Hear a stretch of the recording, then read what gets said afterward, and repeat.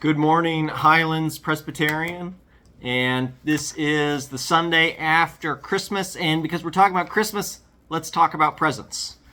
Christmas morning with the kids is great. Stockings are filled. There's presents under the tree. The kids come down the stairs and they're excited. There is a purity to their joy.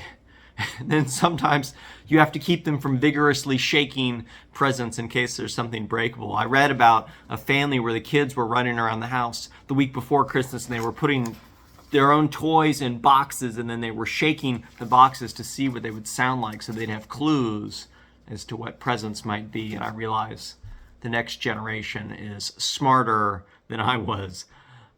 Think about how you feel when somebody hands you a present. It's wrapped, so you likely don't know what it is. But you notice the wrapping paper, the bow, the name tag, and it brings out this joyous response in you because someone cared enough to buy that present. Wrap it up, give it to you. Lynn came up to me on Christmas Eve where I got this masterpiece, and she handed me a gift and cards from you all. And it was truly touching. Receiving a gift, it reaches down into the soul and it warms us from the inside. Before we even know what the gift is, there's this moment of gratitude and joy. And before you unwrap a gift, there's that moment where it's completely unknown and all you have is that joy and the possibility and appreciation for the giver of the gift. And so keeping that all in mind, I want to read again the passage of the Isaiah reading. I will greatly rejoice in the Lord. My soul shall exult in my God, for he has clothed me with garments of salvation. He has covered me with a robe of righteousness, as a bridegroom decks himself like a priest with a beautiful headdress, and as a bride adorns herself with her jewels. The prophet is describing something that sounds to me like the moment before we unwrap a gift. It's a moment of joy and beauty. And the prophet uses this marriage language. God clothed us with salvation. And in that moment, we are like a bride or a groom prepared for a wedding. If you've been married, you probably remember that moment, that joyous celebration of a promise. I've officiated a number of weddings, and even the weddings where unfortunately the marriage didn't last, the wedding was still a joyous celebration of promises that were made. Rachel and I were talking not that long ago about how little we knew when we were getting married. We thought we knew what the promises meant, but we had no idea there was so much life in front of us and the challenge that would arise. We never had any idea what those promises really meant. In our 20s, we assumed everything would be sweetness and joy. And we had this unwrapped present in our hands, this promise before us. And the story of Simeon in the second chapter of Luke helps me understand the situation. Simeon was this righteous man, a devout man waiting for the fulfillment of the Messiah to Israel. We don't know how long he'd been waiting, but it must have been some time because Luke notes that the Holy Spirit has assured him he would not die before the Messiah came. It reminds me a little, if you've seen Indiana Jones and the Last Crusade, of the knight that's guarding the Holy Grail and who has been there for centuries waiting for the right people to show up. And so when Mary and Joseph, they show up in the temple, Simon realizes that the child that they're carrying is the fulfillment of that promise.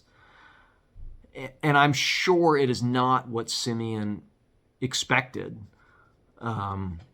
Right, given Mary and Joseph are bringing 2 turtle doves, which indicates their poverty. But Simeon hears the prompting of the Holy Spirit, and he takes the Christ child into his arms, and he says, Lord, you are now letting your servant depart in peace, according to your word. My eyes have seen the salvation that you have prepared. Simeon's holding the long-awaited Messiah in his hands. He has no idea what comes next for him or the Israelite people. He knows it's not always going to be easy. For in a blessing to Mary, he tells her that a sword is going to pierce her soul. He says, many will rise and many will fall. There's so much uncertainty about the future. But in that moment, he's holding the fulfillment of the promise. He's unconcerned about his own future. He doesn't know if he'll live beyond this, but he knows that he's seen the promise. And because of that, he knows that he can trust the one who made the promise. And this is what Isaiah is referring to. Just as seeds are brought forth to sprout, the Lord will cause righteousness and praise to spring forth. The God who makes promises is the same God who keeps promises. Anna, the prophetess, she's also in the temple the same day as Simeon. She joins with Simeon in the celebration, giving thanks to God and speaking of the coming redemption. For that one day, in those moments, all was joy. And as we know later in the Gospels, there's turmoil to come. There's heartbreak. But then, right then, there's nothing but joy. There's this unwrapped present. At this point in the year, many of us are looking forward to 2024. In many ways, the coming year is an unwrapped present. We don't know what it will hold, but it's full of potential. The common illustration as the passing of a torch from one year to another, represented as an old man handing the torch off to a baby who represents the coming year. And there's so much from the past year that we're looking to leave behind, and there's so much uncertainty about the coming year. We hope for many things, but we worry too. Just as an unwrapped present has uncertainty, the coming year does too. We don't know what will happen with our health. There's an election coming that doesn't seem like it's going to bring calm and common sense to our shores. We hope the economy brings good news, but we've been hurt before. We've been let down. We think about other situations where we had high hopes and we've been disappointed. Right? We think about jobs that haven't worked out, medical results that didn't come the way we wanted, marriages where we've seen heartbreak and struggles. Life happens, and it continues to remind us that uncertainty about the future can bring disappointment and pain as often as it can bring happiness and joy, for there is much to look forward to in the year to come. When we think about our own lives and we think about our congregation, when we look back over the year at how Highlands has grown, and how we've discovered how God is at work and the joy that has been. And so we can look forward. We have a foundation to look forward with hope. But we're wired somehow. We pay so much more attention to the pain. My dad and I were talking the other day. And thanks to the internet and the information age, every time something tragic happens anywhere in the world, it can be in front of you in an hour. And gives you that list of things to worry about, grow and grow and grow. And we have a harder time focusing on the joy, focusing on the good things, focusing on hope. And I think that's why Isaiah's language can be a help to us in the coming year when we look forward. Isaiah knows very well how disappointing life can be, just as Simeon does. Simeon's watched countless children come through the temple, and he's wondered, will God keep God's promises? But Isaiah knows that unlike the world, and the people in it, God keeps God's promises. God won't let us down in the same way that people can, in the same way that things can. Isaiah has set his hopes and his joy on God, not in the world, because Isaiah knows uncertainty in the world can lead to disappointment.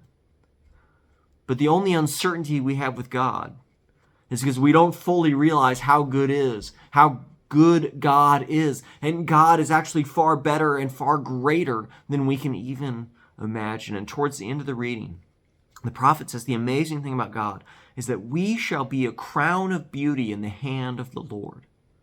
And that's the image that I want you to hold on to. You are a crown of beauty. You've been clothed in the garments of salvation by God, and you are a gift to the Lord. You are the unwrapped gift, and the Lord delights in you. The Lord knows all of your days. The Lord knows all of your ways, and we worry about disappointing God, but God is not disappointed in us because it's God that has wrapped us as a gift. We are a crown of beauty, and God rejoices in us. You are a royal diadem in the hand of God, Isaiah says.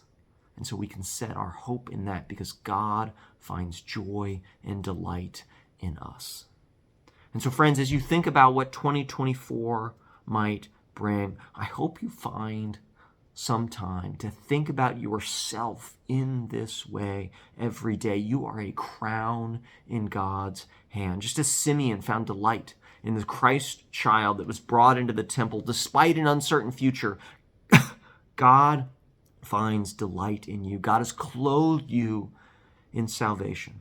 And we don't know the future, but God does. And God has promised that it is better than we can ask or imagine. And as we transition from this season of Christmas, and we go boldly into an unknown future, imagine yourself as a crown in God's hand.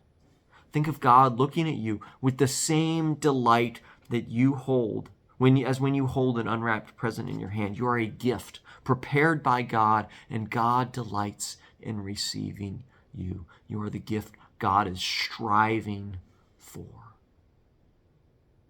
May that joy, may that hope undergird everything else as you look forward to the coming year. As an individual and as a congregation, as we look forward and hope, may we find and remind one another, you are a royal diadem in the hand of your God. If we can say that to one another, remind each other of that every day, every week, what a year 2024 will be as Highlands continues to grow, as we continue to reach and imagine what God has in store for us. Thanks be to God.